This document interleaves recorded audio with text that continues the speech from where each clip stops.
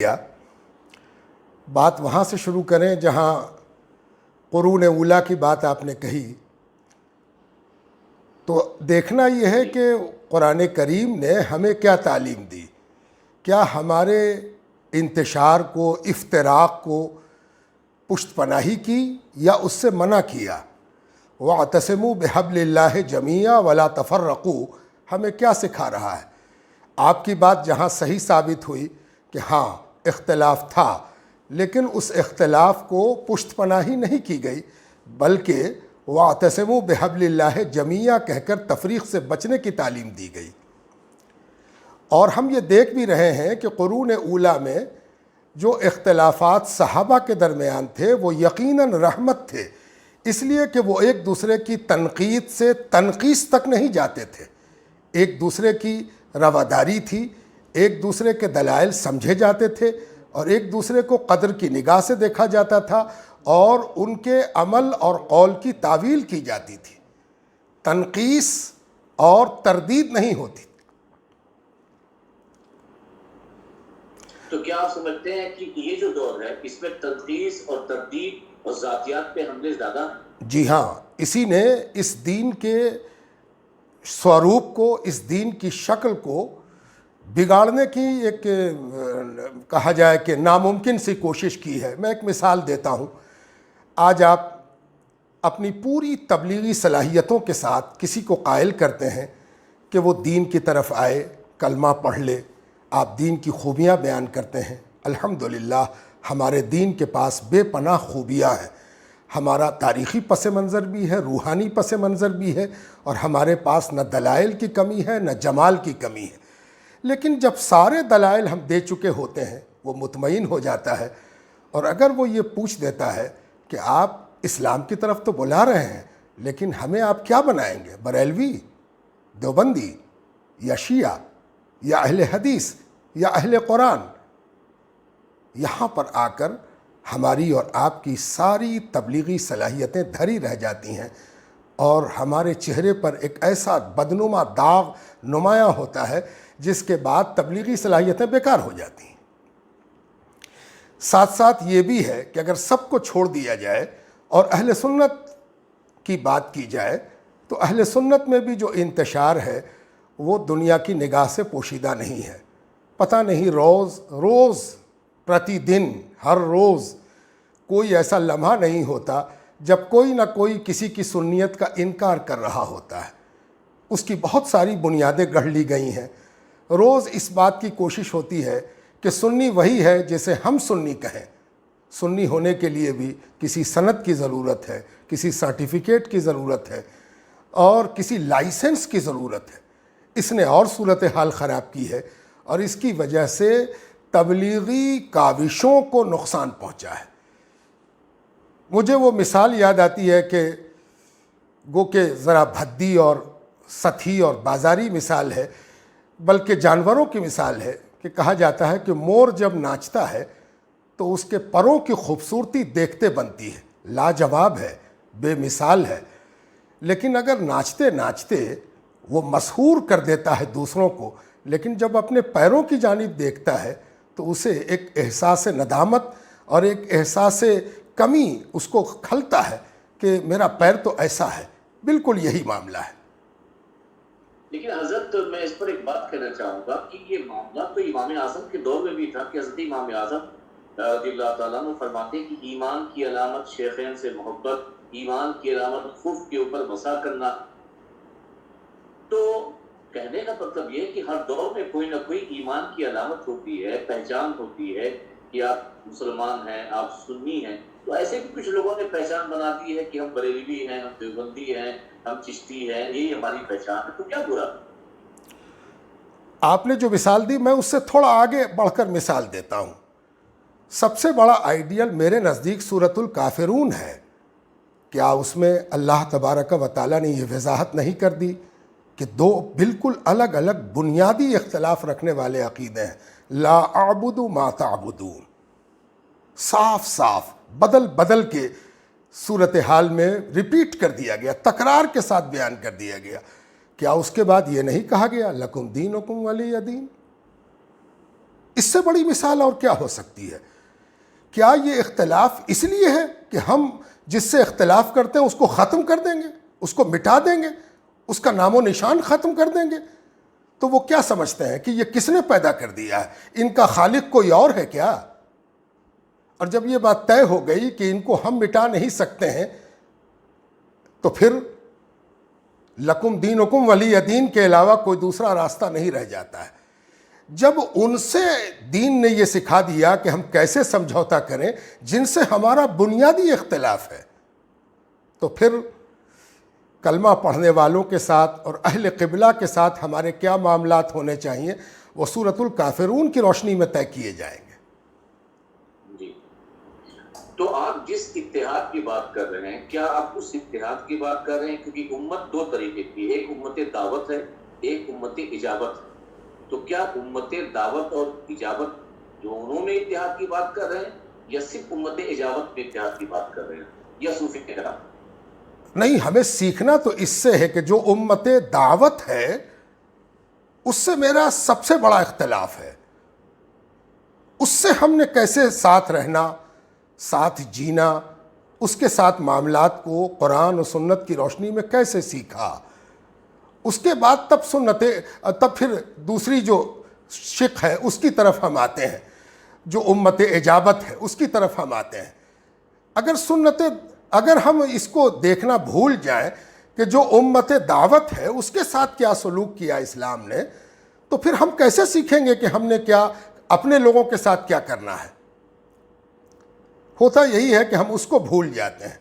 ہم اس اختلاف کی بھی آپ کو مثال سامنے رکھتے ہیں کہ حضرت امام ابو حنیفہ، امام مالک، امام شافعی اور امام احمد ابن حنبل، ان کے درمیان جو اختلافات ہیں وہ اہل علم سے پوشیدہ نہیں ہیں۔ ان اختلافات کے باوجود وہ ایک دن آیا، وہ کون تھا جس نے ان چاروں کو ایک کہہ دیا اور ان چاروں کے صحیح ہونے کا اعلان فرما دیا اور اس پر اجماع ہو گیا، اور یہ چاروں کے چاروں ایک کہلائے اور ایک ہی طرح سے ان کے ساتھ ٹریٹمنٹ ہوا، ان کے ساتھ سلوک ہوا۔ یہ ایک بہت بڑی مثال ہے کہ بے شمار اختلافات ہیں ان ائمہ کے درمیان، اس کے باوجود اختلاف رہتے ہوئے کیا اتحاد نہیں ہوا؟ یہ تو ہمارے لیے بہت بڑی مثال ہے۔ نہیں حضرت، یہ تو کیونکہ چاروں ائمہ یہ اہل سنت کے تھے، میں بات کر رہا ہوں کہ ہماری امت میں 73 فرقے ہیں، ایک ناجی ہے باقی ناری، تو کیا اس ناجی فرقے کا ناری فرقے کے ساتھ اتحاد ممکن ہے؟ بہت اچھی بات آپ نے کہی۔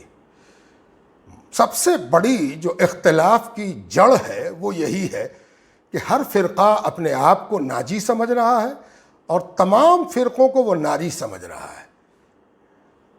یہ بات نہ ہم سے چھپی ہوئی ہے نہ آپ سے چھپی ہوئی ہے۔ ہم ہر فرقے کے لٹریچر پر ایک نظر ڈالیں تو آپ کو محسوس ہوگا اور ہم یہ سمجھ پائیں گے کہ ہر فرقہ خود کو ناجی کہہ رہا ہے، دوسرے تمام کو ناری کہہ رہا ہے۔ یہ سب سے بڑے اختلاف کی جڑ ہے۔ یہ کس نے فیصلہ کر دیا؟ وہ کون ہے جس نے آ کے ہمیں بتایا کہ ہم سب کو ناری سمجھیں اور خود کو ناجی سمجھیں؟ یہاں پر صوفیاء کرام کو سامنے لانا ہوگا۔ وہ قرآن کی وہ آیت جس میں اس حوالے سے کہا گیا کہ جب ان سے کہا جاتا ہے کہ تم ایمان لاؤ، آمنو کما آمن الناس، یہ کن سے کہا گیا؟ جو خود کو مومن سمجھ رہے تھے۔ ایسا نہیں تھا کہ وہ خود کو کافر سمجھ رہے تھے، وہ خود کو مومن سمجھ رہے تھے اور دوسرے مومنوں کو وہ یہ سمجھتے تھے کہ یہ صفحاء ہیں۔ ان کے ساتھ یہ بات کی گئی اور اللہ تبارک و تعالیٰ نے ان کے بارے میں یہ فیصلہ فرما دیا، وما ہم بمؤمنین۔ یہ وما ہم بمؤمنین، اس کے ساتھ کیا سلوک کیا؟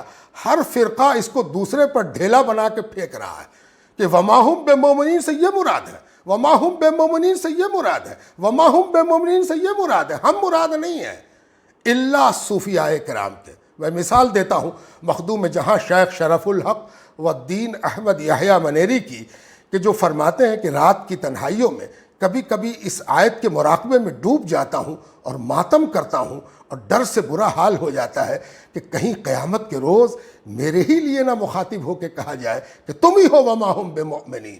یہ کیفیت کہاں پیدا ہو رہی ہے؟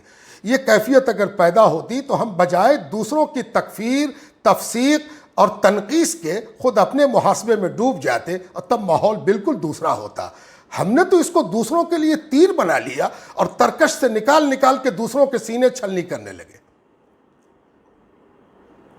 جی حضرت، ہم تو بات کہاں کریں 72 فرقوں سے اتحاد کی، کیا بات کریں غیر مذہبوں سے اتحاد کی، کیا ہم اعلان کریں دوسروں سے متحد ہو جانے کی؟ ہم تو یہ دیکھتے ہیں کہ صوفیہ آپس میں متحد نہیں، علماء آپس میں متحد نہیں، مشائخ آپس میں متحد نہیں۔ تو جب یہ وہ لوگ کہ جن کی زبان سے اتحاد کا پیغام یا عملی طور پر، قولی طور پر آتا ہے عوام کے لیے، تو عوام کیسے متحد ہوگی، کیسے ایک ہوگی جب یہ خانقاہیں متحد نہیں، جب یہ مدارس متحد نہیں، جب یہ علماء متحد نہیں، جب اہل سنت و جماعت خود ہی متحد تھی؟ اور میں نے تو آپ کا ایک خطاب وہ تو وائرل ہوا تھا، آپ نے اپنی مسجد میں کیا تھا، اور شاید آپ نے وہ جو خطاب کیا تھا کہیں نہ کہیں مشائخ پر بہت بڑی جھجھلاہٹ تھی جو آپ نے برجستہ کہہ دی، اور کہ مطلب ہزاروں مرید رکھتے ہیں، لاکھوں مرید رکھتے ہیں، سب اپنے آپ میں ڈوبے ہوئے ہیں، اور مگر انہیں امت کی فکر نہیں ہے، انہیں اس موجودہ پریشانیوں کی فکر نہیں ہے۔ تو آج تو ہر طرف اختلاف ہے۔ ہاں، ایک جو بات آپ فرما رہے ہیں میں اس سے اتفاق کرتے ہوئے اختلاف کرتا ہوں۔ سب سے پہلے تو یہ اختلاف کہ یہ جو صوفیاء کرام کی جماعت ہے اور اس کی تاریخ 1450 سال پرانی ہے، اور اس میں ہم ایک خاص بات دیکھتے ہیں کہ یہ جماعت پوری دنیا کی سطح پر پھیلی ہوئی ہے، اس کے باوجود کہ اس میں سلسلوں کا فرق ہے، نصاب تعلیم کا فرق ہے، نصاب عمل کا فرق ہے، قادری ہیں، چشتی ہیں، فردوسی ہیں، نقشبندی ہیں، شتاری ہیں، سہروردی ہیں، اویسی ہیں، شاذلی ہیں، زاہدی ہیں، اور پھر ان کی بے شمار شاخیں ہیں، اور یہ نمو لگاتار چل رہا ہے۔ پتہ نہیں کتنی فکر پیدا ہوئی اور تاریخ میں کھو گئی، لیکن صوفیہ کی فکر وہ ہے جو لگاتار گرو کر رہی ہے، بڑھ رہی ہے، نمو پذیر ہے، تنوع ہے اس میں۔ لیکن آج تک کبھی ایسا نہیں ہوا، کوئی ایک کتاب نہیں دکھائی جا سکتی ہے جو کسی قادری نے چشتی کے خلاف لکھی ہو، یا چشتی مکتبہ فکر اور اس کے نصاب عمل اور نصاب فکر پر تنقید یا تنقیص کرتے ہوئے لکھی ہو۔ بلکہ ایک خوبصورت بات یہ ہے جس کی طرف میں آپ کی توجہ مبذول کرانا چاہتا ہوں کہ ہم سب خوب جانتے ہیں کہ فقہی اسکولوں میں جو اختلافات ہوئے، باوجود اس کے کہ چاروں ایک ہیں، لیکن ان چاروں کے درمیان فروعاتی کو ہی لے کر جو اختلافات ہیں وہ اتنے سنگین ہیں کہ ایک دوسرے کے پیچھے نماز پڑھنے کو کوئی راضی نہیں۔ ایک دوسرے کے مسئلے پوچھے گئے ہیں کہ کیا حنفی لڑکا شافعی لڑکی سے شادی کر سکتا ہے کہ نہیں، یہ سارے مسئلے کتابوں میں موجود ہیں، سینکڑوں کتابیں ایک دوسرے کے رد پر لکھی گئیں، ایک دوسرے کے نماز کے سورہ فاتحہ پڑھنے اور نہ پڑھنے پر پتہ نہیں کیسی کیسی بحثیں ہوئیں اور ہو رہی ہیں اور چلتی رہیں گی۔ لیکن میں عرض کرنا چاہتا ہوں کہ ایک حنبلی فکر کا شیخ عبد القادر جیلانی غوث الاعظم بن کے ابھرتا ہے، اور کوئی حنفی اس کو غوث الاعظم کہنے میں کبھی گڑبڑاتا نہیں، کبھی تھر تھراتا نہیں، کبھی سوچتا نہیں۔ یہ کیا بات ہے؟ اس پر سوچنے کی ضرورت ہے کہ باوجود فقہی اختلافات کے ایک حنبلی فقیر، ایک شافعی فکر کا فقیر، امام رافعی شافعی ہیں، حضور رفاعیہ سلسلے کے بانی ہیں، وہ شوافع میں سے ہیں، لیکن دیکھ لیجئے حنفیوں کے ہاں رفاعیہ سلسلہ، قادریہ سلسلہ چھایا ہوا ہے۔ اچھا چلیے، یہ ہو سکتا ہے کہ حنفیوں کی وسیع القلبی کہی جائے، لیکن آپ کو جان کے حیرت ہوگی جو خالص قادری تھے انہوں نے چشتی سلسلے کی اجازت لیا، اور کثیر السلاسل ہوئے۔ خود مخدوم اشرف جہانگیر سمنانی رحمۃ اللہ علیہ سینکڑوں مشائخ سے فیضیاب ہوئے، اور ان مشائخ میں ہر فقہ کے مشائخ تھے، کوئی ایسا نہیں تھا کہ انہوں نے چن چن کے فقیہانہ مسالک کو دیکھتے ہوئے کہ جو میرے فقہ کا ہے اسی کی شاگردی ہم اختیار کریں، ایسا نہیں ہوا۔ یہ اس بات کی طرف اشارہ ہے کہ صوفیہ نے کبھی بھی اختلاف، تنقیص اور تردید کی کوششیں نہیں کی، بلکہ سب کے لیے اپنا دروازہ کھلا رکھا اور سب کے لیے تعویل کا راستہ کھلا رکھا۔ میں ایک مثال بھی دینا چاہتا ہوں۔ مجھے یہ مثال ملی بڑی نادر اور نایاب، اور یہ نمونہ ہے مشت از خروارے ہے صوفیہ کے کام کرنے کے طریقے کا، کہ حضرت بہاؤالدین زکریا ملتانی خود فرماتے ہیں کہ میں جب شیخ الشیوخ شہاب الدین سہروردی رحمۃ اللہ علیہ کی خدمت میں حاضر ہوا اور 17 دنوں کے بعد میری تکمیل ہو گئی، خلافت نامہ لکھ دیا گیا، تو خلافت نامہ لکھتے وقت مجھے احساس ہو گیا کہ حضور مجھے خلافت دے رہے ہیں، تو میں نے بڑی عاجزی اور انکساری سے عرض کیا کہ حضور میں اپنے باپ اور دادا سے حنفی مسلک پر ہوں، اور حضور کا مسلک، حضور کا طریقہ کار شوافع اور حنابلہ کا ہے، حضرت اگر اجازت دیتے تو کامل اتباع کے لیے میں بھی حنفی مسلک ترک کر کے شافعی ہو جاتا تاکہ آپ کی کامل اتباع ہوتی۔ اگر آج کا دور ہوتا یا پتہ نہیں کسی دارالفتاء کی مسند پر بیٹھا ہوا کوئی شخص ہوتا تو بہت خوش ہوتا اور کہتا کہ آج بڑی کامیابی ملی کہ ایک حنفی کو ہم نے آج شافعی بنا لیا۔ لیکن یقین جانیے کہ بہاؤالدین زکریا ملتانی کہتے ہیں کہ حضرت شہاب الدین سہروردی نے بڑے زور دے کر یہ کہا کہ اس کی کوئی ضرورت نہیں ہے، تم حنفی رہو، حنفیت کے ساتھ میری خلافت کا کام کرو، اور سنو میں نے جو وظائف تم کو لکھ کر دیے ہیں وہ امام شافعی کے طریقے پر لکھ کے دیے ہیں، اس میں جو امام ابو حنیفہ کا طریقہ ہے اس اعتبار سے درست کر لینا، اور جیسے امام ابو حنیفہ کہتے ہیں ویسے اپنے اوراد و وظائف پر عمل کرنا۔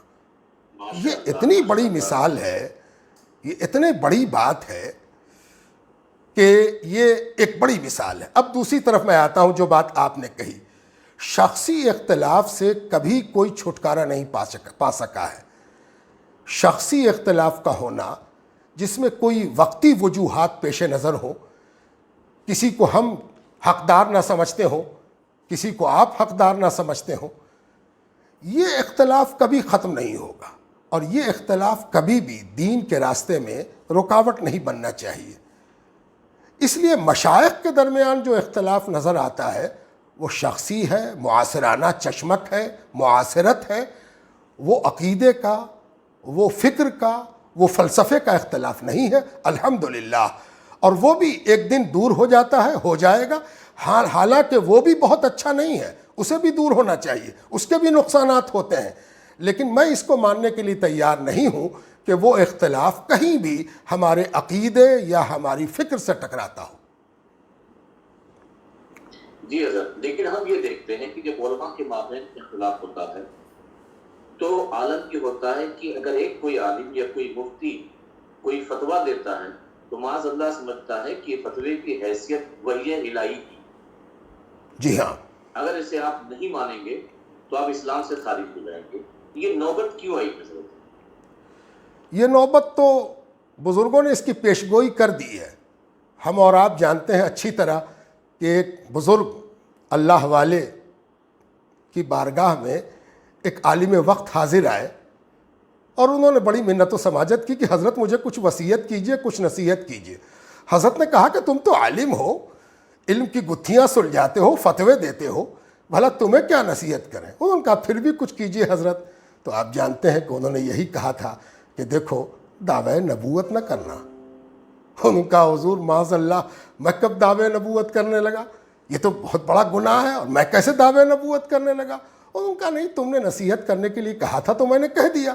انہوں نے کہا ذرا وضاحت کر دیجئے۔ انہوں نے کہا دیکھو دعوی نبوت یہی ہے کہ ہم کوئی چیز کہیں اور اسے نہ ماننے والے کو کافر جانیں، اس کے نہ ماننے والے کو گمراہ جانیں۔ یہ صرف نبی کی صفت ہے، نبی کا انکار کافر بناتا ہے اور گمراہ بناتا ہے۔ اسی طرح دوسری نصیحت سب جانتے ہیں کہ خدائی کا دعویٰ نہ کرنا۔ ہم لوگ آج کل اسی گناہ کا شکار ہو گئے ہیں کہ ہمارے ہاں زیادہ تر نہ کہہ کے دعوی نبوت ہے اور نہ کہہ کے دعوی خدائی ہے۔ اسی لیے بزرگوں نے یہ کہا تھا کہ خدا بننا آسان ہے، بندہ بننا بہت مشکل ہے۔ ہم بندہ بننے کو تیار نہیں ہیں، بغیر دعوی خدائی کیے خدائی کا دعویٰ کیے چلے جا رہے ہیں۔ حضرت میں نے آپ کی زبانی جو واقعہ سناتا ہوں، بڑا پیارا واقعہ تھا، حضرت شیخ شرف الدین یحییٰ منیری کا۔ اور آپ نے بیان کیا تھا کہ ایک مفتی کا فتویٰ کیا ہے، ایک صوفی کا فتویٰ کیا ہے. جی ہاں. جب وہ چلے تھے اور راستے میں جو ہے ایک شرابی تھا اور امام تھا، وہ شراب پیتا تھا، مریدوں نے شکایت کی تھی. میں نے آپ ہی کی زبان سے وہ واقعہ سنا ہے، اگر آپ یہ واقعہ مناقب الاصفیاء میں موجود ہے. مناقب الاصفیاء جو اس ہندوستان میں بزرگوں کی تاریخ میں دوسرے مقام کا تذکرہ ہے. پہلا سیر الاولیاء ہے، اور سیر الاولیاء کے مشکل سے 50 برس کے بعد 70 برس کے اندر اندر یہ دوسرا تذکرہ وجود میں آ گیا ہے. یعنی اس تذکرے کو وجود میں آئے 550 سے 600 سال ہو چکے ہیں. اس کا فارسی متن کئی بار چھپ چکا ہے. ایران سے بھی ابھی اس کا فارسی متن چھپا، اردو ترجمے بھی کئی بار شائع ہو چکے ہیں. بہت مستند تذکرہ ہے. اس تذکرے میں وہ لکھتے ہیں کہ مخدوم جہاں ایک بار رمضان کا دن تھا اور تبلیغی اور دعوتی سفر پر کہیں سے لوٹ رہے تھے. راستے میں ایک گاؤں سے ایک قریے سے گزر ہوا. ظہر کا وقت ہو چلا تھا. دیکھا کہ ایک شخص نماز قائم کر رہا ہے اور 1 یا 2 شخص اس کے پیچھے کھڑے ہو گئے. حضرت نے بھی فوراً اقتدا کر لی، نماز پڑھ لی. نماز فرض کے بعد آگے بڑھ گئے. جب آگے بڑھے تو کوئی شخص پیچھے سے دوڑتا ہوا آیا. اس کے قدموں کی آہٹ سنی تو حضرت مخدوم جہاں نے پیچھے مڑ کر دیکھا تو دیکھا کہ ایک شخص تیزی سے آ رہا ہے. اس نے سلام عرض کیا. حضرت نے جواب دیا. پوچھا کیسے آنا ہوا؟ کہنے لگا حضور ایک بڑا غضب ہو گیا. پوچھا کیا ہوا؟ کہنے لگا حضرت وہ جو نماز پڑھا رہا تھا، جس کے پیچھے آپ نے نماز پڑھ لی، وہ شرابی ہے. اور ظاہر ہے کہ یہ ایک ایسا سوال تھا اور یہ ایک ایسا اعتراض تھا جس کا جواب ساری دنیا جانتی ہے. کوئی ایسی بات نہیں ہے کہ اس کا جواب کوئی حیرت انگیز ہونے والا تھا. لیکن ہم جانتے ہیں کہ مخدوم جہاں نے بقول مناقب الاصفیاء یہ ارشاد فرمایا کہ دن کو نہ پیتا ہوگا. یہ کہہ کے آگے بڑھ گئے. جب وہ آگے بڑھ گئے تو اس سوال پوچھنے والے پر حیرت کا پہاڑ ٹوٹ گیا کہ اس جواب کی تو توقع بھی نہیں تھی. توقع تو کچھ اور ہی تھی کہ حضرت اس کی تردید تنقیص فرمائیں گے اور یہ بتائیں گے کہ نماز کیسے خراب ہو گئی اور نماز کیسے دہرائی جائے اور اس شخص کے ساتھ کیا سلوک کرنا چاہیے. لیکن حضرت نے ایک عجیب جواب دے دیا. ابھی اس حیرت ہی میں تھا کہ اسے پھر یاد آیا کہ جیسا استفتاء ویسا فتویٰ ہوتا ہے، ذرا استفتاء کو پھر درست کر دیں. چنانچہ پھر وہ دوڑا اور حضرت اس درمیان آگے بڑھ چکے تھے. پھر دوڑا گیا تو حضرت پیچھے مڑے. کہا اب کیا ہوا؟ کہنے لگا حضور وہ جس شخص کے بارے میں نے عرض کیا تھا وہ دن کو بھی پیتا ہے. تو حضرت نے بڑے صبر و تحمل کے ساتھ فرمایا کہ رمضان میں نہ پیتا ہوگا. یہ کہہ کے آگے بڑھ گئے. یہ سوال ایک ایسا جواب رکھ رہا تھا کہ یہ جواب چھپا نہیں رہ سکتا تھا. یہ جواب پھیل گیا، شاید جنگل کی آگ سے بھی زیادہ پھیلا، اور فوراً اس جواب کی خبر اس نماز پڑھانے والے کو بھی پہنچ گئی. ظاہر ہے کہ وہ نماز پڑھاتا تھا تو اتنے موٹے مسئلے کو تو جانتا ہوگا کہ شراب حرام ہے اور شراب پینا گناہ ہے. چاہے کہ پی کر نماز پڑھائی جائے یا پینے والا نماز پڑھائے، دونوں مسائل میں سے پڑھنے والے اور پڑھانے والے سب جانتے تھے. لیکن دنیا اپنی جگہ تھی. پینے والا پی رہا تھا، مسئلہ جان رہا تھا. اعتراض کرنے والا بھی مسئلہ جان رہا تھا. پینے والا پینا چھوڑ نہیں رہا تھا. جو مسئلہ بتایا جاتا تھا اس کی نیت صرف یہ تھی کہ حکم سنا دے. حضرت مخدوم جہاں کا یہ جواب اس کے قلب پر ایک ایسی چوٹ اور ایک ایسی ضرب بن کے ٹوٹا کہ وہ شخص دوڑتا ہوا آیا کہ کس نے یہ جواب دیا ہے. وہ حضرت کے قدموں میں گر کر المختصر کہ اس نے توبہ کر لی. پھر اس کے بعد اس نے کبھی نہ پی. فتوے کا مقصد کیا ہے؟ فتوے کی نیت کیا ہے؟ تقدیر بدلنا یا حکم سنانا؟ ہم زیادہ حکم سنانے کے عادی ہو گئے ہیں. حکم سنا کر مطمئن ہو جاتے ہیں. فتوے کی اصل روح یہ ہے کہ حکم بھی سنایا جائے، تقدیر بھی پلٹ دیا جائے. یہ حکمت غائب ہو گئی ہے. حضرت ہم آج دیکھتے ہیں کہ جو مدارس سے نکل کر خانقاہوں میں بیٹھتے ہیں ان کا عالم جدا ہے، اور جو مدارس میں بھی گئے ہوں اور کالجز یونیورسٹی سے آئے ہوں، لیکچرر بنے ہوں، پروفیسر بنے ہوں، جب وہ اپنے خانقاہ میں بیٹھتے ہیں ان کا انداز جدا ہوتا ہے. میں نے بہت سے لوگوں کو دیکھا کہ اگر وہ لیکچرر ہیں، اگر وہ پروفیسر ہیں اور خانقاہ کے سجا نشین ہیں تو ان کی زبان میں ایک الگ ہی چاشنی ہوتی ہے. ان کے کلام میں ندرت پائی جاتی ہے. لوگ ان کی طرف پیچھے چلے آتے ہیں. تسخیری قوت ان کے اندر زیادہ ہوتی ہے. مگر جب مدارس سے نکل کر کے جو خانقاہ میں جاتے ہیں وہ ساری چیزیں بالکل بہت کم نظر آتی ہے. ایسا بدلاؤ، ایسی تبدیلی کیوں نہیں نظر؟ ممکن ہے کہ آپ کی باتیں کچھ فیصد درست ہوں، لیکن میں تو ایسے لوگوں کو بھی جانتا ہوں جن کی چاشنی کے آپ قائل ہیں، وہ چلے مدرسے سے پہنچے یونیورسٹی تک، ہیں خانقاہ کے، اور ان کی چاشنی کے آپ بھی قائل ہیں. پروفیسر علیم اشرف جائسی، ان کی بنیاد اسکول اور یونیورسٹی نہیں ہے، وہ مدرسے سے چلے تھے، ان کی بنیاد مدرسہ ہے اور یونیورسٹی تک وہ پہنچے.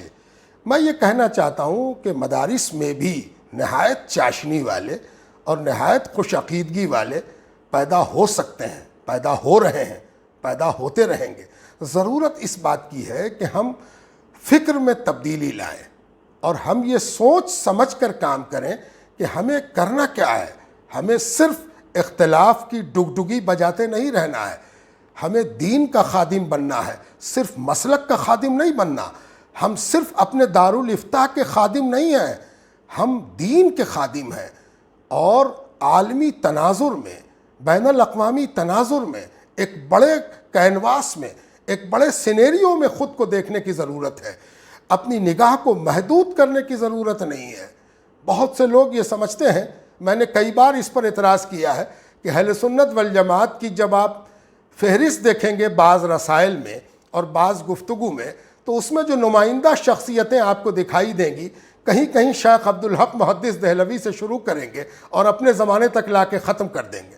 تو میں نے ایک جگہ یہ اعتراض کیا تھا کہ اہل سنت والجماعت کی یہ نمائندہ شخصیتیں آپ نے دی ہیں، اس سے ایک بات پتہ چلی کہ اکبر کے دور میں اہل سنت والجماعت پیدا ہوئی تھی اور اس میں جتنے لوگ ہیں سب ہندوستانی ہیں.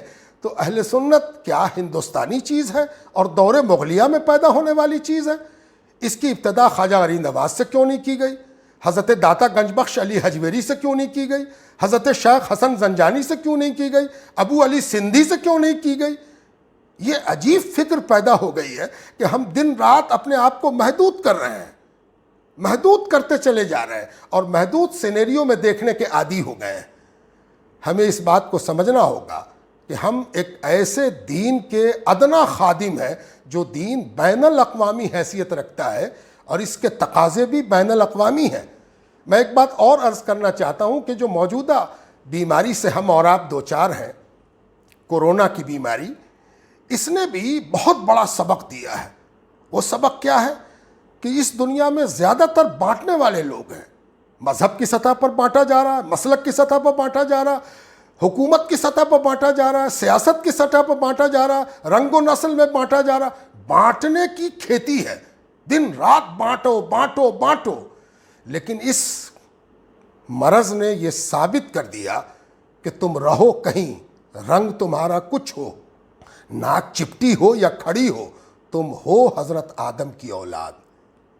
اور تم جہاں بھی رہو گے یہ مرض تم کو لگ سکتا ہے، اور اس مرض سے شکار ہونا اس بات کی علامت ہے کہ تم ایک ہو. خبردار، دو ہونا بھول جاؤ، پہلے تو خود کو ایک جانو. اور مجھے ایک بات سمجھ میں نہیں آتی، میں ایک سوال دے کر بات کو آگے بڑھاتا ہوں یا ختم کرتا ہوں، بات اسی پر تمام ہو جائے یا پھر اس کے بعد آگے بڑھیں، کہ اس کے بعد بھی میں آگے کروں گا. یہ جو آج کا ہنگامہ ہے جس سے ہم سب سے زیادہ جھول رہے ہیں، مذہبی منافرت، یہ جو مذہب کی بنیاد پر تفریق ہو رہی ہے، یہ کس کس مسلکی کو پسند ہے؟ کیا یہ صحیح ہو رہا کہ ایک مذہب والا دوسرے مذہب والے کو موقع ملے تو پٹک کے مار ڈالے، لنچنگ کرے، اس کی توہین کرے، تذلیل کرے، اس کے ساتھ دو طرح کا ڈبل اسٹینڈرڈ سلوک کرے؟ کیا یہ صحیح ہے؟ اور اگر یہ صحیح نہیں، یا آپ کو پسند نہیں ہے کہ کوئی میرے ساتھ مذہبی اعتبار سے تفریق کرے، میرا قانون مجھے اس کی اجازت نہیں دیتا، میرا قانون اس کا تحفظ دیتا ہے، تب ان سے پوچھا جائے کہ او مذہبی منافرت آپ کو پسند نہیں ہے، مسلکی منافرت آپ کو پسند ہے؟ کیوں پسند ہے؟ اور مذہبی منافرت کیوں نہیں پسند ہے؟ بڑا اہم سوال ہے. اور میں ہر دارالفتاء سے یہ پوچھنا چاہتا ہوں کہ کیا وہ مذہبی منافرت کو پسند کرتے ہیں؟ نہیں پسند کرتے تو جب مذہبی منافرت کے سلسلے میں آپ کا مطمع نظر دوسرا ہے تو مسلکی منافرت کے سلسلے میں مطمع نظر الگ کیوں ہو گیا؟ جی اور آج جو حضرت عالم یہ ہو گیا ہے کہ معاملہ یہ ہے کہ بہت پریشان ہے عوام، بہت پریشان ہے امت، کہ ہر ایک نے جو ہے ایک باؤنڈری کھینچ دی ہے کہ آپ اگر اس دائرے میں ہیں تو آپ سنی ہیں، اس دائرے سے باہر گئے تو آپ سنی نہیں ہیں، آپ کا ایمان چلا گیا۔ اب وہ یہ سمجھ نہیں پا رہا ہے کہ اسلام کیا ہے، سنیت کیا ہے، کس کو مانوں، کدھر جاؤں۔ صوفیاء کرام کے تعلق سے یہ کہا جاتا ہے کہ صوفیاء کرام قرآن و حدیث کے مقابلے میں وہ اپنے ملفوظات کو ترجیح دیتے ہیں۔ یہ اہل حدیث کا اعتراض ہے۔ ظاہر کہ ان کا عمل کم ہوتا ہے، باطن کی وہ باتیں زیادہ کرتے ہیں۔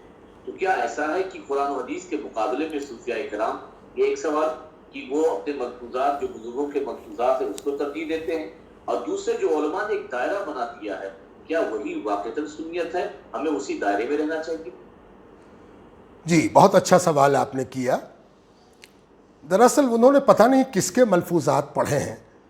اگر وہ مستند ترین ملفوظات پڑھتے، جسے ہندوستان میں فوائد الفواد سے شروع کیا جائے، معدن المعانی تک آیا جائے، خانِ پرنعمت تک آیا جائے، ملفوظ السفر تک آیا جائے، مخ المعانی تک آیا جائے، گنج لا یفنا تک آیا جائے، اور پھر لطائف اشرفی تک جایا جائے، اور پھر جوامع الکلم تک جایا جائے، میں سمجھتا ہوں کہ ان ملفوظات میں شاید ہی کوئی ایسی مجلس ہوگی جس میں کسی آیت کی تفسیر نہ کی گئی ہو، کسی حدیث کی تشریح نہ کی گئی ہو۔ یہ پورے ملفوظات دراصل تفسیر، تشریح احادیث، فقہی مسائل، عقائد کی دنیا کی سیر کراتے ہیں۔ فرق صرف اتنا ہے کہ وہ مدرسے میں پڑھاتے پڑھاتے نصاب کے عادی ہو گئے ہیں، ان فارمل ایجوکیشن وہ جانتے ہی نہیں۔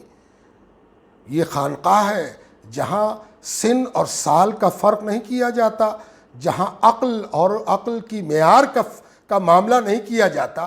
ہر سن و سال کا شخص جب سامنے بیٹھ جائے تو گفتگو ویسے ہی ہوگی جیسی ملفوظات میں ہوتی ہے۔ حدیث کی کتاب اور اس کی حدیث کی تشریح کی طرح نہیں ہوگی، وہ نصاب کی چیزیں ہیں۔ یہاں نصاب سے بلند اٹھ کر ایسی چیزیں پڑھائی جا رہی ہیں جس میں قرآن اور حدیث کی گفتگو چھائی ہوئی ہے۔ یہ تو تعصب کی بات ہے۔ تعصب سے الگ ہٹ کر اگر نظر ڈالی جائے تو لطائف اشرفی کو ہی لے لیا جائے، پوری لطائف اشرفی قرآن کی تفسیر ہے، احادیث کی تشریح ہے، مسائل فقہیہ کی توضیح ہے، اپنے مسلک اور عقائد کی باتیں اس میں چھائی ہوئی ہیں۔ یہ کیسے کہنے والا کہہ سکتا ہے؟ میں کہتا ہوں کہ میں ایک تفسیر اٹھاتا ہوں، تفسیر کبیر امام رازی کی۔ کیا اتنی ضخیم تفسیر لکھنے والے نے ہر پیج میں صرف قرآن کی آیت نقل کی ہے، یا دلائل لائے ہیں، براہین لائے ہیں، شکوک و شبہات پیدا کیے ہیں، پھر ان کے جوابات دیے ہیں، عقلی دلائل ہیں، نقلی دلائل ہیں؟ تو کیا اتنی ضخیم تفسیر کو ہم کہہ سکتے ہیں کہ یہ بھائی صرف بحث ہے اور یہ ہے اور وہ ہے؟ یہ تو بالکل متعصب تجزیہ ہے۔ صوفیہ کے ملفوظات یقیناً قرآن و سنت کی طرف بلانے کا سب سے آسان، سب سے آزمودہ، سب سے مجرب طریقہ ہے۔ جی، کیونکہ یہ بات یوسف قرضاوی نے لکھی، اس نے کہا کہ ندعو الی تصلیفی صوفیہ و تصریفی سلفیہ، یعنی ہم یہ دعوت دیتے ہیں کہ سلفیوں کو صوفیوں کی روش پہ چلنا چاہیے اور صوفیوں کو یہ سلفیوں کے عادات اپنانے چاہیے۔ مثلا یہ ہے کہ ظاہری طور پر کیونکہ سلفی عمل کرتے ہیں، باطنی پر توجہ جو ہے، باطن پر توجہ یہ صوفیہ کی ہوتی ہے۔ تو اس نے یہ کہا یوسف قرضاوی نے کہ ہم یہ اعلان کرتے ہیں، یہ دعوت دیتے ہیں کہ صوفیہ جو ہے یہ سلفیت کی راہ پہ چلیں اور سلفی جو ہے یہ صوفیت کی راہ پہ چلیں۔ ہاں، ہو سکتا ہے، میں تو اس کی تعویل ہی کروں گا۔ میں تو ایسا دارالافتاء نہیں رکھتا ہوں ساتھ میں کہ قرضاوی صاحب کی ابھی اسی قول پر تکفیر کر ڈالیں۔ میں تو یہ کہوں گا کہ ان کی نظر ان ملفوظات پر نہیں تھی جو ملفوظات صحیح معنی میں صوفیہ کی تعبیر ہیں اور صوفیہ کی تقدیر ہیں اور صوفیہ کا صحیح نمائندہ ہیں، ان ملفوظات پر ان کی نظر نہیں تھی۔ اور دوسری تعویل میں یہ کروں گا کہ انہوں نے ان صوفیہ کو مخاطب کیا ہے جو سچ مچ قرآن و سنت سے دور ہٹ کر روایات اور اپنی ان رسومات کا شکار ہو گئے تھے۔ یہ ضروری ہے کہ صوفی کی نظر فقہ پر رہے، اور فقیہ کی نظر تصوف پر رہے. جب ان دونوں کی نظر ایک دوسرے پر ہوگی تب ایک صحت مند مسلمان، ایک صحت مند انسان اور ایک صحت مند صوفی اور فقیہ پیدا ہوگا. ہاں، اسی صوفی فقیہ پر ہمارے مفتی صاحب سوال کر رہے ہیں، مفتی شمس الزمان خان صابری، کہ کچھ لوگ فقیہ اور صوفی میں فرق بتاتے ہیں، کیا یہ صحیح ہے کہ دونوں کی راہیں الگ ہیں؟ یہ فرق تو بالکل ویسا ہی ہے جیسے کوئی کہے کہ محدث اور فقیہ میں بھی فرق ہوتا ہے. اسی طرح صوفی اور فقیہ میں کیا فرق ہوگا؟ صوفی کوئی قدم اٹھائے اور وہ فقہی اعتبار سے غلط ہو تو وہ صوفی ہو ہی نہیں سکتا ہے، اور فقیہ وہ ہو جسے تصوف سمجھ میں نہ آئے تو وہ فقیہ کیا ہے؟ لیکن حضرت آج کے دور میں جو صوفیہ کی پہچان ویسٹرن یورپین لوگوں نے دی ہے، صوفی کا مطلب یہ ہے کہ جو خلاف شرع کام کرے. صوفی کا مطلب وہ ہے کہ جو رنگ برنگے لباس پہنے. صوفی کا مطلب وہ ہے یا جو پھٹے پرانے لباس میں رہے. صوفی کا مطلب یہ ہے کہ جو میوزک، آپ دیکھیے صوفی نائٹ کہیں آ رہی ہے، کہیں صوفی کلب بن رہا ہے، کہیں صوفی کلچر کی بات ہو رہی ہے. تو کیا صوفیزم بھی جو ہے یہ ویسٹرن اسٹائل میں اب ہونے لگا ہے کہ اب یہ اس نے اپنے کلچر کو بدل دیا ہے؟ یہ آپ نے اچھا سوال پوچھا. دراصل یہ اس کو سمجھنے کے لیے پہلے علماء کی جماعت کے وہ سوڈو علماء جو پیدا ہو گئے، جن کو ہم داعش کہتے ہیں، جن کو ہم طالبان کہتے ہیں، ان پر بھی تو نظر ڈالنی ہوگی کہ ایسے ایسے علماء پیدا ہوئے جو صبح سے شام تک خون بہانے کو عین اسلام سمجھتے ہیں، عین دین سمجھتے ہیں، ایک دوسرے کی تکفیر اور ایک دوسرے کی گردن اتار دینے کو خالص اسلام قرار دیتے ہیں. اسی کا نتیجہ ہے، اور اسی طرح کی وحشت کی وجہ سے یہ اس قسم کا زوال پیدا ہوا ہے. یہ جو لوگ بھی اس رنگا رنگی میں نظر آ رہے ہیں اور جو خلاف شرع نظر آ رہے ہیں، وہ قتل نہیں کرتے، وہ غیبت بھی نہیں کرتے، وہ ایک دوسرے سے بدگمانی بھی نہیں رکھتے. اس معنی کر وہ ان سے بہتر ہیں جو صبح سے شام تک دوسروں کی تکفیر کے رجسٹر تیار کرتے ہیں اور دوسروں کا فسق گنتے رہتے ہیں اور دوسروں کے ایمان میں انگلی کرنے کے لیے موقع تلاش کرتے رہتے ہیں. ان سے بہتر ہے وہ کہ وہ صبح سے شام تک پیار اور محبت بانٹ رہے ہیں. ہاں، ان کی اصلاح ہونی چاہیے. ہاں، ان کو بھی صوفیانہ اس روش پر لانا چاہیے جو معتبر ہے اور مستند ہے، لیکن اس سے پہلے ان کو لانا چاہیے جن کے وجہ سے دنیا میں فساد پیدا ہو رہا ہے. فساد کو پہلے روکنا ہے، فساد کے بعد پھر ان کی طرف جانا ہے. یہ فساد بھی جو پیدا ہو رہا ہے یہ اس کا نتیجہ ہے. یہ فساد نہیں ہوتا تو ایسا نہیں ہوتا. میں ایک بات اور عرض کر دوں کہ لفظ صوفی جو ہے، پہلا اعتراض تو اسی پر ہے. یہ جو صوفیہ نے اپنی روش اختیار کی، یہ دراصل کنارہ کشی ہے ان دعووں سے. علماء کے پاس دعوے تھے، انہوں نے دعوے کو چھوڑ کر کے ایک ایسی راہ اختیار کی جہاں کوئی دعویٰ نہیں ہے. لا دعویٰ، تصوف کی راہ لا دعویٰ ہے. اظہر جائزی نے کہتے ہیں کہ صوفیزم کیا بڑے بڑے بال اور چلم پینا یہ صوفیزم ہے؟ میں سمجھتا ہوں کہ جو گفتگو آپ فرما رہے تھے، آپ جواب آلریڈی اس کا دے چکے ہیں. جی، اس قسم کے سوال تبھی پوچھے جاتے ہیں، جس کی میں ایک مثال دے دیتا ہوں آپ کو کہ ایک بزرگ کے پاس ایک شخص آیا، اس کے ہاتھ میں ایک انگوٹھی تھی. حضرت نے فرمایا تیری انگوٹھی کا نگینہ بہت اچھا ہے. اس نے کہا حضور آپ اچھا کہہ رہے ہیں، فلاں شخص کے پاس میں گیا تھا تو اس نے کہا کہ اس نگینے پر ایک داغ نہ ہوتا تو بڑا اچھا ہوتا. حضرت نے بڑے آہستہ سے فرمایا کمینے کی نگاہ عیب پر ہوتی ہے.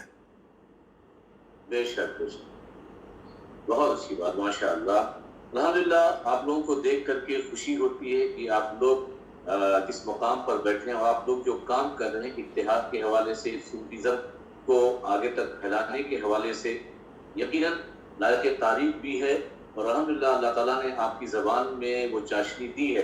میں جب جبل پور ایک مرتبہ میں تقریر کرنے گیا تھا اور اس وقت پہلی بار میں نے آپ کو دیکھا تھا اور آپ کی تقریر سنی تھی، تبھی سے میں آپ کا مرید، میں آپ کا قائل، اور میں تبھی سے آپ کی گفتگو کا دیوانہ ہو گیا تھا. کہ جو بات ہم چیخ چیخ کر کہتے ہیں، جو بات ہم زور زور سے کہتے ہیں، ان باتوں میں وہ اثر نہیں ہوتا، اور جو بات آپ بڑے آہستہ سے اور بڑے نرم لہجے میں کہتے ہیں ان باتوں کا اثر ایک تو دل کے اندر ہوتا ہے. یہ وجہ کیا ہے حضرت؟ ہم چلاتے ہیں تو کچھ اثر نہیں ہوتا, آپ بہت ہلکے میں بات کرتے ہیں تو اس کا اثر ہوتا ہے. اس کی وجہ کیا ہے؟ سب سے پہلے تو میں یہ عرض کروں کہ آپ نے ذاتی سوال ہے حضرت. آپ نے تو بہت کچھ کہہ دیا, لیکن میں یہ عرض کروں کہ میں تو مرید بننے کے لائق بھی نہیں ہوں. میں تو کوشش کر رہا ہوں کہ صوفیہ کی گرد راہ تک کسی طرح گرتے پڑتے پہنچ جاؤں. میری انگلیوں کے پورے میں سے کوئی ایک پورا بھی صوفیوں کے نشان قدم پر جا کر رکھا جائے تو میری نجات کا سبب بن سکے.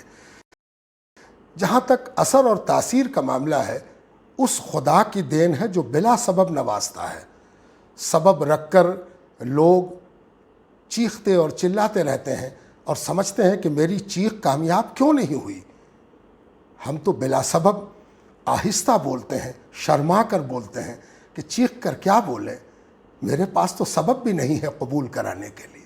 وہ بلا سبب قبول کر لیتا ہے, تو اس میں کیا عرض کر سکتا ہوں. جی ماشاءاللہ, بہت پیاری گفتگو آپ نے کی, اور میں چاہوں گا کہ اتحاد کے حوالے سے ایک پیغام دے دیں عوام کو بھی, علماء کو بھی, اور تمام ان لوگوں کو کہ جو اتحاد چاہتے ہیں مگر بہت سے ایسی چیزیں ہیں جن کے آگے اتحاد میں رکاوٹیں, تاکہ ان رکاوٹوں کو توڑ کر کے, ان رکاوٹوں کو کی دیواروں کو ڈھا کر کے وہ متحد ہو جائیں. بڑی اچھی بات آپ نے کہی, یہ عملی بات ہوئی. ابھی تک تو ہم لوگ یہ بحث کر رہے تھے کہ مسئلہ کیا ہے, اب مسئلے کے حل کی طرف بڑھیں. اتنا سنگین بنا دیا گیا ہے اس مسئلے کو کہ اس کا کوئی چٹپٹ حل نظر نہیں آتا, لیکن میں ایک حل پیش کرنے کی ادنا کوشش کرتا ہوں. دراصل سب سے پہلے علماء کو اپنے اندر سدھار اور اصلاح لانی ہوگی, اور انہیں یہ فیصلہ کرنا ہوگا کہ ہم سب جب اصلاح کی کوشش کرتے ہیں تو یہ بھول جاتے ہیں کہ وہ اصلاح نہیں ہے جس کے نتیجے میں فساد پیدا ہو. اصلاح وہ ہے جس کے نتیجے میں فساد پیدا نہ ہو. یہ قرآن کا فیصلہ ہے. دوسری بات کہ اگر دارالفتاء کے لب و لہجے میں تھوڑی سی تبدیلی آ جائے, تھوڑا سا فرق آ جائے, وہ کیسا فرق وہ میں عرض کرتا ہوں. مثلا میں ایک مثال دیتا ہوں. جیسے کوئی کہے, کوئی استفتاء پیش کرے کہ ایک شخص عرس میں جاتا ہے, ایک شخص مزار پر جاتا ہے, فاتحہ پڑھتا ہے, بزرگوں کے توسل سے دعائیں کرتا ہے, اور وہ دارالفتاء اس کا جواب لکھنے بیٹھے, تو اگر وہ دارالفتاء ان چیزوں کو قبول نہیں کرتا ہو تو وہ سیدھے سیدھے کہے گا یہ بدعات ہے, یہ شرک کا کام ہے, اس سے بچنا چاہیے, جو ایسا کام کرے اس کی اقتدا سے بچو. بجائے اس طرح کا فتویٰ دینے سے اگر یہ فتویٰ دیا جائے کہ ملت اسلامیہ کے بعض علماء کے نزدیک یہ کام جائز ہے اور اکابر کی ایک بڑی تعداد اس کام کو کرتی رہی ہے, اس لیے جو لوگ ان کے متبع ہیں وہ اگر ایسا کام کرتے ہیں تو وہ ان کی اتباع کر رہے ہیں, ان پر تنقید کرنا ضروری نہیں ہے, اس کا کوئی حاصل نہیں ہے. اگر یہ لب و لہجہ ہم اختیار کر لیں, اس انداز سے گفتگو کرنے لگیں دارالفتاء میں, تو ہم سمجھتے ہیں کہ جب کریمی لیئر ٹھیک ہو جائے گی تو نیچے والی لیئر خود بخود ٹھیک ہو جائے گی. مقرر, خطیب, مفتی, قاضی, عالم, ان کو سب سے پہلے یہ طے کرنا ہے کہ امت میں اتفاق اور اتحاد ہونا چاہیے یا نہیں. پھر بات اٹھے گی کہ کیا آپ سب کو متحد کر کے ایک کرنا چاہتے ہیں. میں نے اپنی گفتگو کی شروعات ہی کی تھی سورۃ الکافرون سے. میں کبھی یہ نہیں کہتا کہ آپ دوسروں کو اپنا لیجئے, میں دوسروں کے عقیدے کو نہ اپنانے کو کہتا ہوں نہ اپنے عقیدے کو کھونے کو کہتا ہوں. میں یہ کہتا ہوں کہ جب بنیادی عقیدے کا اختلاف رکھ کر وہ اور ہم ساتھ ساتھ چل سکتے ہیں, وہ اپنی راہ پر چلے گا, ہم اپنی راہ پر چلیں گے, وہ اپنے طرز پر چلے گا, ہم اپنے طرز پر چلیں گے, تو پھر ایک دین میں رہتے ہوئے مسلک کے اختلاف کے ساتھ ہم کیوں نہیں ایک دوسرے کو ذلیل و رسوا کیے بغیر جی سکتے ہیں. بہت عمدہ اور بہت پیاری گفتگو اور پیاری نصیحت آپ نے کہی, بغیر کسی کو نشانہ بنائے ہوئے, بلکہ ان سے آپ سے گزارش کی مفتیوں سے کہ آپ صرف اپنے فتوے کو ایک لائن میں نہ لکھیں بلکہ 2-4 لائن اور بڑھا لیں. صرف اپنی بات نہ رکھیں بلکہ اس حوالے سے جن لوگوں نے اور بھی کچھ بتایا ہے ان کا بھی آپ وہ حوالہ دے دیں کہ ایسا بھی ہے ایسا بھی ہے، تو شاید کہ اس سے اختلاف کی کچھ خلیج پھٹنا شروع ہو جائے۔ بہت بہت شکریہ، لیکن حضرت جانے سے پہلے ہم آپ سے ایک وعدہ لیں گے کہ آج جمعرات ہے اور اس کو ہم پہلی قسط مان کے چل رہے ہیں، اور اس کے بعد جو دوسرا جمعرات آئے گا اس دوسرے جمعرات میں بھی آپ تشریف لائیں۔ انشاءاللہ کوشش رہے گی، آپ کی نصیحتوں پر عمل کرنے کی حتی الامکان کوشش کروں گا۔